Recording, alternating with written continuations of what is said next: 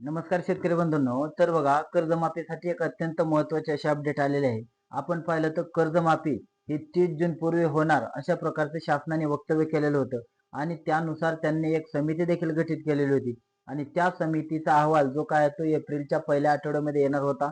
परंतु थोडा उशीर जरी झालेला असला तरी कर्जमाफीचा जो काय समितीचा अहवाल आहे, ज्या काही समितीने त्याच्यावरती अभ्यास केलेला होता आणि तो अभ्यास केलेला अहवाल आहे तो आता शासनाकडे त्यांनी सुपूर्द केलेला आहे.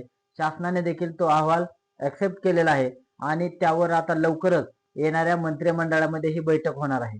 आता याच्यामध्ये आपण पाहिलं तर मध्ये पोटनिवडणुका असतील, त्यानंतर एक महत्वाच्या अशा दोन विधानसभेच्या ज्या काही निवडणुका पोटनिवडणुका असतील तर त्याच्यामुळे देखील याच्यामुळे थोडा मंत्रिमंडळ बैठकीला उशीर झालेला होता.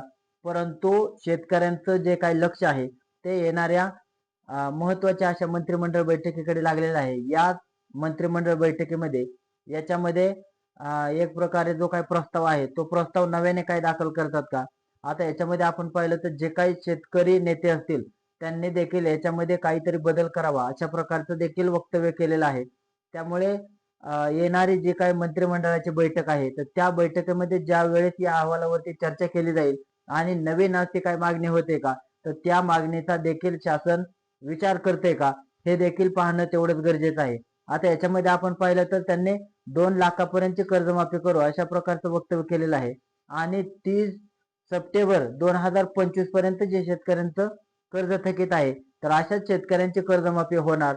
परंतु जो काही येणारी मंत्रिमंडळाची बैठक आहे त्या बैठकीमध्ये यावरती पूर्ण चर्चा केली जाईल. परंतु जर काय मागणी वाढली तर याच्यामध्ये बदल होतो का नाही हे देखील पाहणं तेवढंच गरजेचं आहे. कारण बऱ्याच शेतकरी नेत्यांचं असं म्हणणं आहे की तुम्ही 30 जूनची जर तारीख दिली असेल तर 30 जून पर्यंत जे कोण थकीत असतील तर अशा शेतकऱ्यांची कर्जमाफी करा.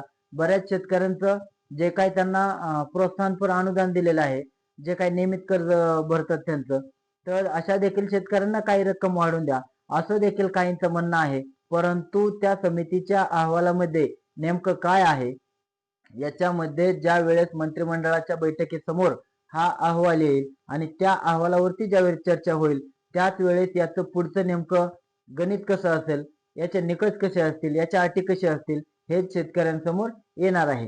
त्याच्यामुळे राज्यातील सर्व शेतकऱ्यांचं लक्ष मंत्रिमंडळाच्या बैठकीकडे लागलेले आहे आणि या बैठकीत नेमकं काय निष्पन्न होतं आणि शेतकऱ्यांची कर्जमाफीचं नेमकं स्वरूप कसं असणार हे देखील पाहणं तेवढंच महत्वाचं आहे.